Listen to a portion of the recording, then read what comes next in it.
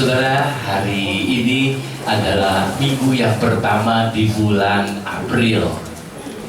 Saya percaya ya, kalau kita mengawali satu bulan yang baru, alangkah indahnya kalau kita juga mengawalinya dengan bersyukur ya di dalam tubuh dan darah Kristus. Ya. Pagi hari juga ada perjamuan kudus, dan pada hari Rabu dan Kamis depan ini juga ada perjamuan kudus bersama dengan ibadah doa puasa dan pendalaman Alkitab. Mari kita masuk di firman Tuhan terlebih dahulu. Kita buka bersama di dalam Matius 28 ayat 5 sampai 6. Matius 28 ayat 5 dan 6. Akan tetapi malaikat itu berkata kepada perempuan-perempuan itu, "Janganlah kamu takut, sebab aku tahu kamu mencari Yesus yang disalibkan itu. Ia tidak ada di sini, sebab ia telah bangkit, sama seperti yang telah dikatakannya. Mari, lihatlah tempat ia berbaring." Amin. Saudara, kita baru saja merayakan kebangkitan Kristus. Saudara, pada hari Minggu lalu kita sudah memperingati bagaimana Yesus sudah bangkit. Tetapi saya percaya kalau hanya sekali kita ingatkan, masih lupa Bapak Ibu. Pagi hari kembali kita diingatkan mengenai peristiwa kebangkitan Kristus. Ini peristiwa yang luar biasa Bapak Ibu. Sebab biasanya orang yang mati ya kemudian tidak dibangkitkan lagi.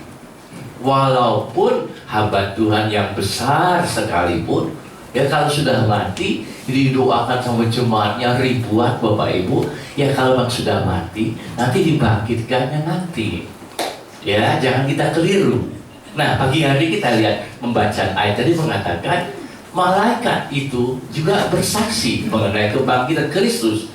Malaikat itu berkata kepada perempuan-perempuan itu.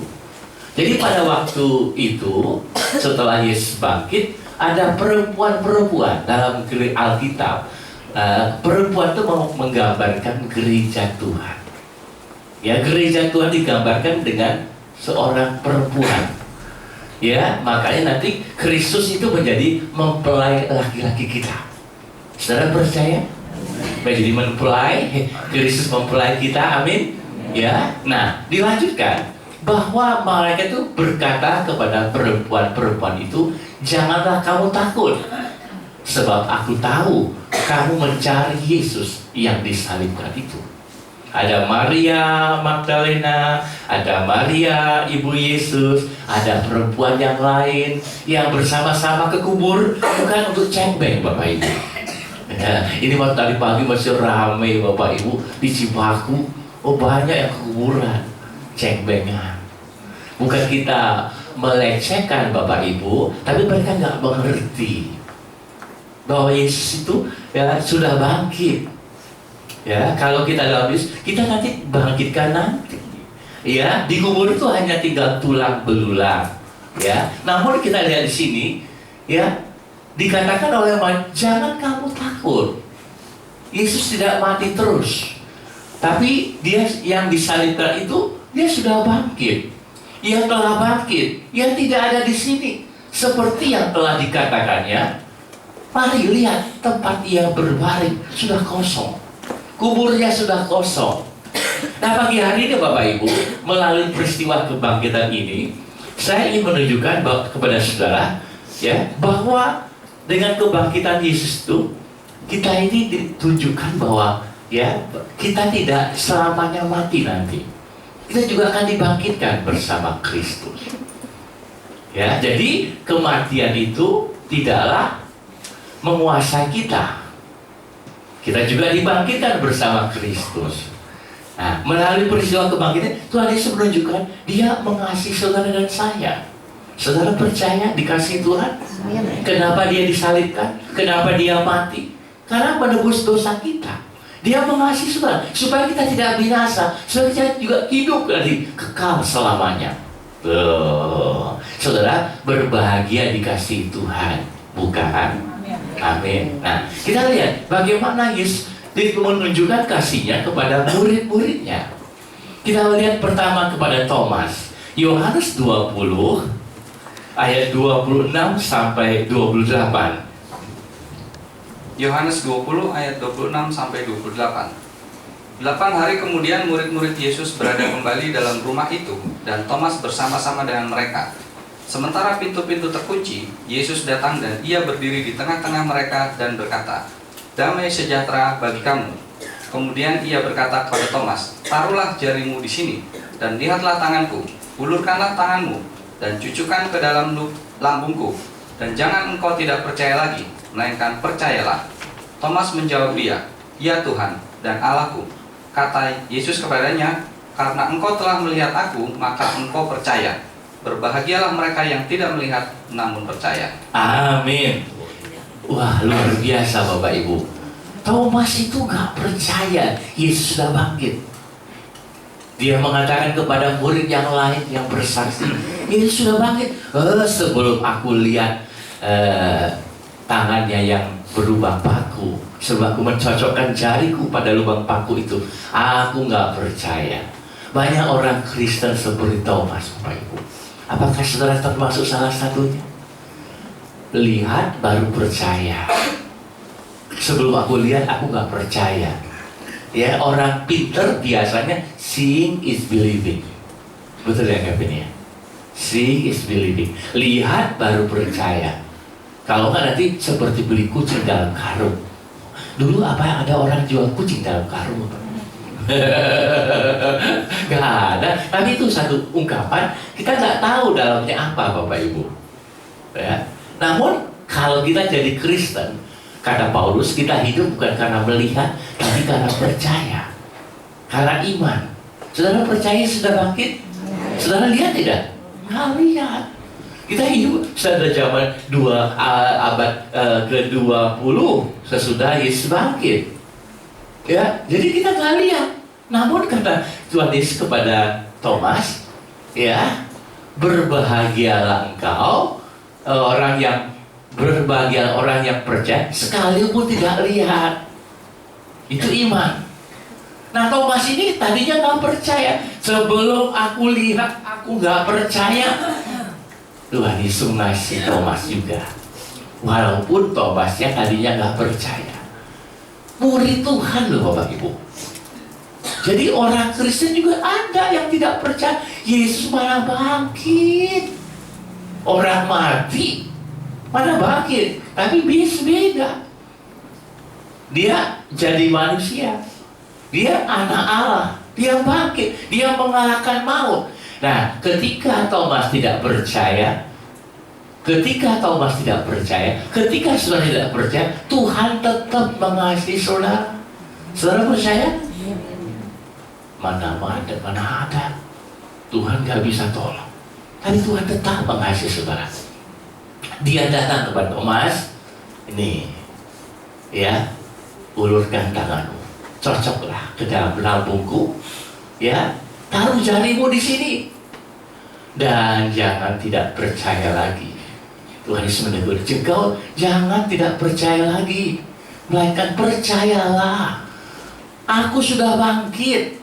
Hari ini kalau ada saudara yang masih tidak percaya, Yesus ingatkan kepada, percayalah, aku sudah bangkit. Apa artinya? Saudara juga akan bangkit. Gak bisa Pak Pendeta, susah. Kembali Tuhan Yesus kata, percayalah. Lalu Thomas ketika melihat Yesus, dia gak berani mencocokkan jarinya ke lubang bekas lambung, ke bekas paku. Gak berani dia. Dia hanya mengatakan, apa Bapakku? Ya Tuhanku dan Allahku. Ya Tuhan, ada sama gini, ya Tuhanku, ya Allahku. Artinya baru dia percaya. Saudara, kita perhatikan di sini ada satu hal. Yesus datang ketika ruangan itu bagaimana Bapak Ibu? Terkunci. Jadi kalau tubuh kebangkitan itu nggak bisa dibatasi oleh ruangan Bapak Ibu. Ya, dikatakan tiba-tiba Yesus datang. Coba ayat sebelumnya, 8 hari kemudian, ya, murid-murid Yesus berada dalam rumah itu dan Thomas bersama dengan mereka. Pintu-pintu terkunci. Kenapa pintu-pintu terkunci Bapak Ibu? Ada yang tahu? sampai sini. Murid-muridnya ketakutan. Nanti juga ditangkap lagi, disalibkan lagi. Ketakutan. Mereka nggak tahu Yesus sudah bangkit. Mereka kumpul di ruangan terkunci. Tetapi Yesus datang. Bagaimana dia masuk ke ruangan terkunci? Jadi tubuhnya bukan lagi tubuh seperti kita. Tubuh jasmani lain. Tubuh kebangkitannya bisa menembus ruangan yang terkunci. Dia sudah bangkit. Nah, nanti saudaraku, kita juga nanti memiliki tubuh yang sama, yang tidak bisa dibatasi oleh ruangan dan waktu. Tubuh kebangkitan, tubuh kemuliaan. Kenapa Yesus menampakkan diri kepada Thomas? Kalau saudara jadi Yesus, mau tidak menampakkan diri kepada Thomas yang tidak percaya? Mau Sinto? Kumaha Sinto? Ayam dia senyum saja. Oh, apa itu? Nggak percaya buat apa? Tapi Yesus begitu mengasihi Thomas. Jadi kalau saudara lihat ada orang yang tidak percaya, jangan saudara cepat menghakimi. Lu nggak bakal selamat, tuh jangan. Tapi kita pasti percaya Yesus mau dia selamat. Amin. Saudara juga doakan kalau ada di keluarga saudara ada orang tua yang belum mau percaya, jangan kita menghakimi, Bapak nggak bakal selamat, jangan. Nanti dia tambah menolak Bapak Ibu. Tapi kita dengan penuh kasih, kita juga seperti Yesus mengasihi kepada Thomas. Ini aku, percayalah, percayalah. Saudara pagi hari ini sudah membawa orang lain datang pada Yesus yang nggak percaya jadi percaya kepada Yesus. Kalau belum, masih ada kesempatan. Kita lanjut. Lalu dibaca ayat berikutnya di Amsal 3 ayat 5 sampai 6. Amsal 3 ayat 5 sampai 6. Percayalah kepada Tuhan dengan segenap hatimu dan janganlah bersandar kepada pengertianmu sendiri. Akuilah Dia dalam segala lakumu, maka Ia akan meluruskan jalanmu. Amin. Bapak Ibu, saudaraku, bahwa percaya itu bukanlah sekedar percaya asal percaya Bapak Ibu. Tapi percaya kita orang Kristen itu percaya kepada Allah dengan segenap hati. Thomas percaya, tapi ketika Yesus sudah bangkit, dia nggak percaya sudah bangkit. Bagaimana saudara percaya kepada Tuhan? Betul? Saudara percaya kepada Tuhan? Tanya yang sebelah kanan kiri, lu percaya nggak sama Tuhan? Percaya di sini bukanlah kamu percaya, tapi ketika sakit nggak sembuh, kamu percaya lagi. Percaya kepada Tuhan dengan segenap hati. Dikatakan, maksudnya apa? Jangan kita bersandar kepada pengertian sendiri. Don't lean on your own understanding. Bahkan kita percaya, tapi kita masih pakai pikiran, Bapak Ibu. Ya, cucu saya kemarin dulu panas tinggi, Bapak Ibu.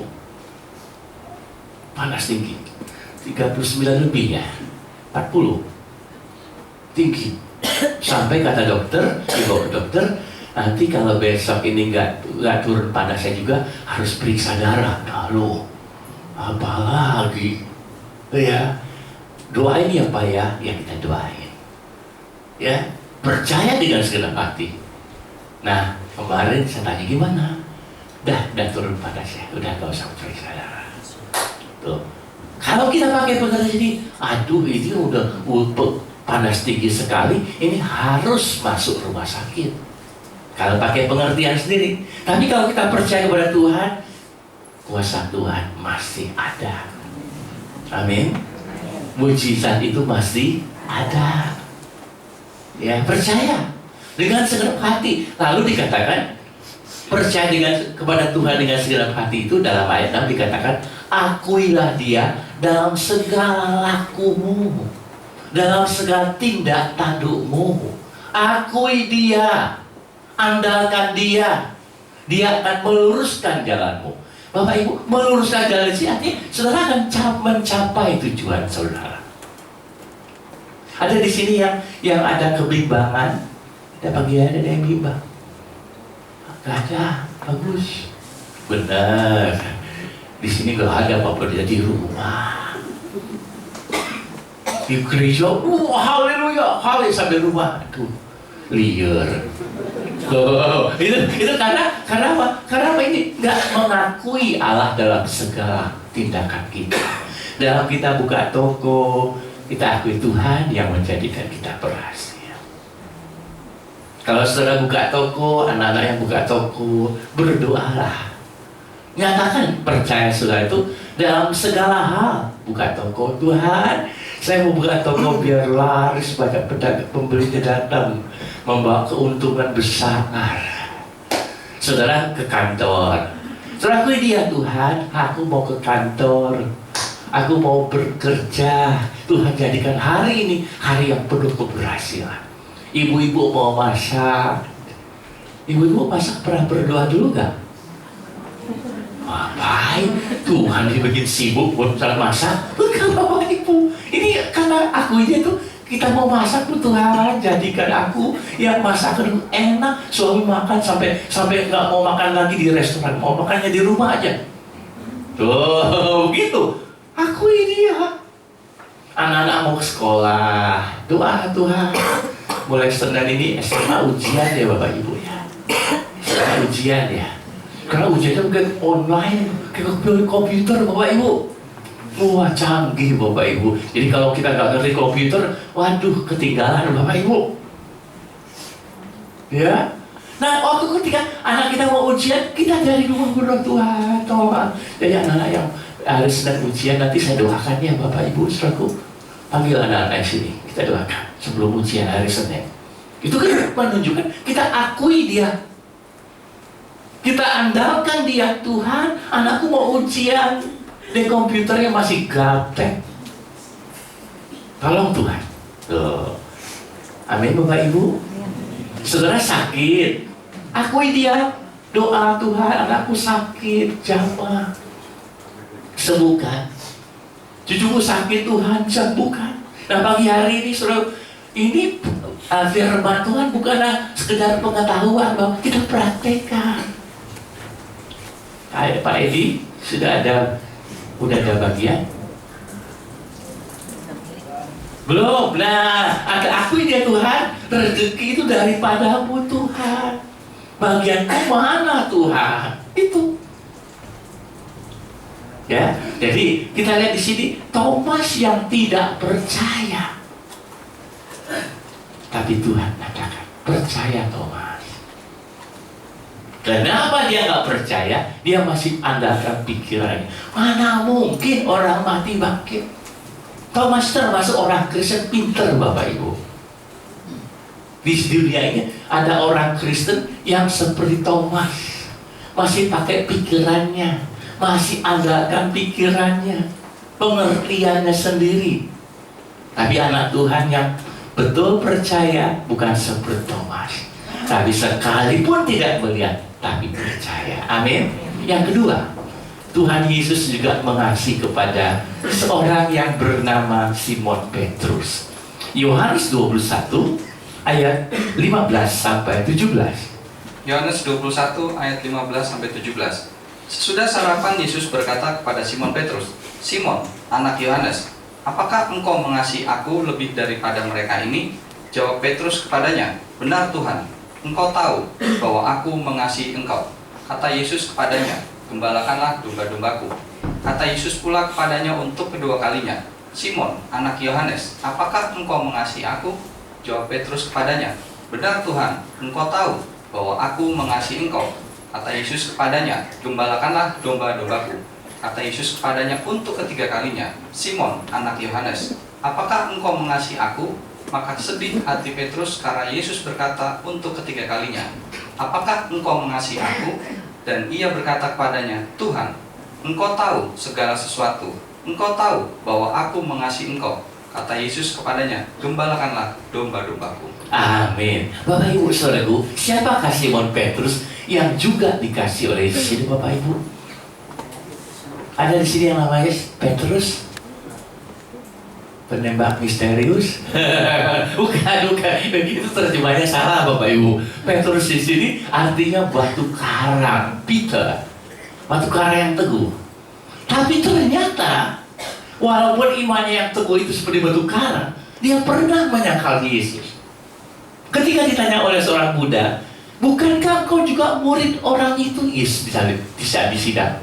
Bukankah kau juga murid dia itu? Bukan, aku gak kenal. Saudara pernah nggak ditanya orang, kamu Kristen ya? Bukan. Pernah nggak? Terus sama banyak Yesus juga. Kamu anak Tuhan? Bukan, aku cuma ke gereja aja. Jangan Bapak Ibu. Kita harus percaya dengan kita akui dengan mulut kita. Aku percaya. Ketika Simon Petrus sudah menyangkal 3 kali, apakah Yesus menolak Simon? Simon rumah keparat kok Simon? Jangan. Ada yang pernah gitu, ini anak keparat. Jangan Bapak Ibu, itu anakmu sendiri. Biar jelek-jelek itu anakmu. Suami keparat, jangan, itu suamimu. Jangan Bapak Ibu, anak Tuhan, hati-hati dengan perkataannya. Saudara pernah mengungkapkan kata-kata yang tidak benar kepada pasangan saudara, anak saudara, tetangga saudara, pernah? Jaga perkataan kita Bapak Ibu. Sekalipun saudara begitu marah sekali, jangan sampai keluar. Jaga mulut kita Bapak Ibu. Ya, dengan mulut kita memuji Tuhan. Masa dengan mulut kita mengatakan orang lain Bapak Ibu? Ya, kunyuk lu juga nama banyak kunyuk. Jangan Bapak Ibu. Ya, mulut kita digunakan untuk memuliakan nama Tuhan. Nah, kembali kepada Simon Petrus.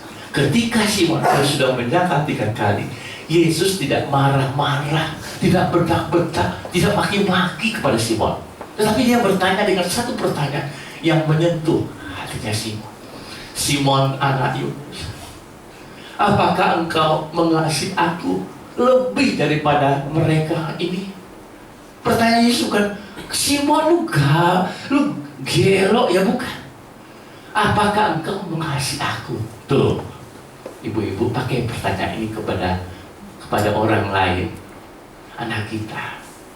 Kalau dia nggak mau belajar, lu gua gaplok, jangan Bapak Ibu, jangan. Coba tanya, anakku, kau sayang sama mama nggak? Kayak gitu. Kenapa Ma? Kalau saya belajar, saya percaya dia akan belajar. Lu kok pulang malam terus, nginap di sana? Jangan Bapak Ibu. Kamu sayang sama mama. Mama khawatir loh, kamu kok belum jam segini kok belum pulang. Nah, dia berubah Bapak Ibu. Jadi kita nasihat anak kita dengan bijak Bapak Ibu, supaya dia sadar. Simon Petrus ini orangnya keras loh Bapak Ibu. Makanya namanya Simon Peter itu batu karang. Ya, Yesus menasihati dengan bijak. Apakah engkau mengasihi aku? Simon Petrus waktu ditanya itu kira-kira gimana Bapak Ibu? Dia salting.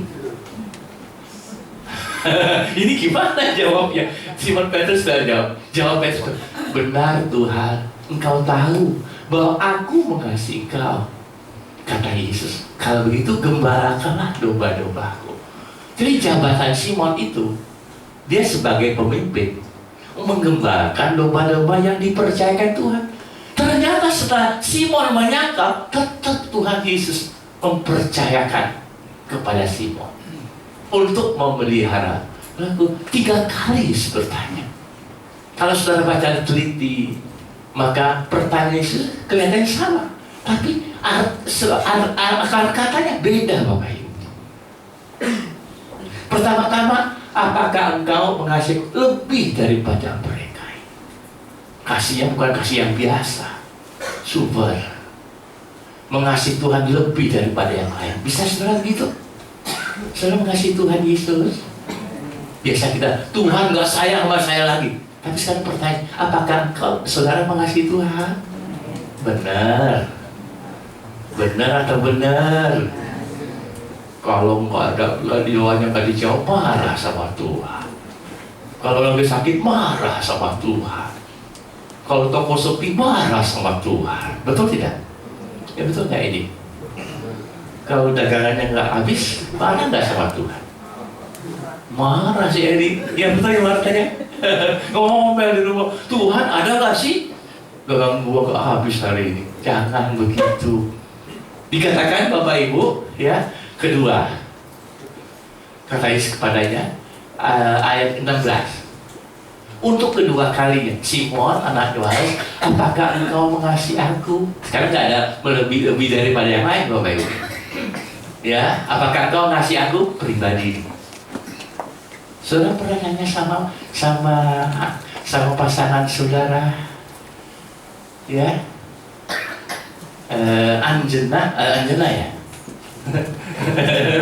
Boga, Kak Abdi, gimana, saudara, gimana kan? Anjena,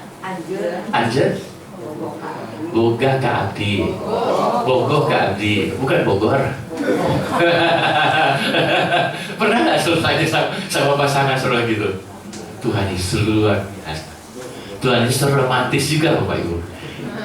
Betul. Dia nanya sama Simon, apakah engkau mengasihi aku? Jawab Simon apa? Benar Tuhan, engkau tahu aku mengasihi engkau. Gembalakan Tuhan. Kalau saudara perhatikan dalam bahasa Inggris lain lagi, ya, yang pertama, feed my lamb, beri makan domba-dombaku. Yang kedua, take care of my lamb, pelihara domba-dombaku. Tuh. Jadi kepercayaan Tuhan tuh bukan saja menggembala, tapi jaga, pelihara. Tuh. Saya sebagai gembala buat saudara merasa tersentuh dengan pertanyaan Yesus ini. Iya ya, kita dipercaya untuk menggembalakan jemaat. Bukan tugas yang murah, bukan tugas yang hina, tugas yang begitu mulia. Saudara, ini domba-domba kepunyaan Allah, amin. Saya tanggung jawab buat menjaga saudara, memberi makan saudara.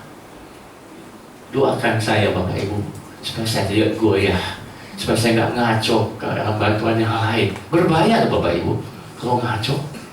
Iya, saya dengar banyak bantuan yang keliru Bapak Ibu saku. Ajarannya sudah membingungkan. Dia udah bilang, aku sudah ke surga kemarin, ngobrol sama Tuhan. Naik turun surga. Nah, itu kan udah nggak benar lagi Bapak Ibu. Ya, nah karena Simon mengasihi Tuhan, dipercaya untuk menggambarkan. Saudara mengasihi Tuhan, dapat kepercayaan Tuhan. Gembalakan. Saudara juga punya tugas mengembalakan domba-domba yang ada bersama saudara. Ya, kayak Pak Malaki bersama rombongannya ditugaskan jaga nih. Tuh, RT. Ya. Si Din juga dipercayakan domba-domba di rumahnya. Ada mama mertua, ada anak-anak, ada istri, tuh, ada karyawan-karyawannya, itu gembalakan Bapak Ibu. Sudah, saudara rasa kalau saudara betul mengasihi Tuhan, itulah tugas saudara. Pak Edi, dombanya siapa? Saat anak, mantu, cucu, Remon. Ya, si Remon. Itu tugas kita Bapak Ibu. Tanpa saudara sadar, Tuhan mempercayakan saudara. Kalau nggak datang, saudara periksa kemana ya dombaku itu. Gitu. Nah, kasih Tuhan kepada Simon Petrus tidak berubah. Sekalipun Simon sudah mengenal Yesus, bagaimana kasih saudara kepada Tuhan? Berubah. Di dalam kitab Wahyu ada gereja yang kehilangan kasih mula-mula. Saudara tahu kasih mula-mula? Cinta yang pertama. Bahasa Inggris mengatakan first love never die. Wah, betul ya KP-nya? Lebay. Benar. Cinta pertama nggak pernah padam Bapak Ibu, nggak pernah mati, nggak ada matinya. Benar. Cime cinta mula-mula sama siapa ada deh itu kan ketahuan deh Bapak Ibu cinta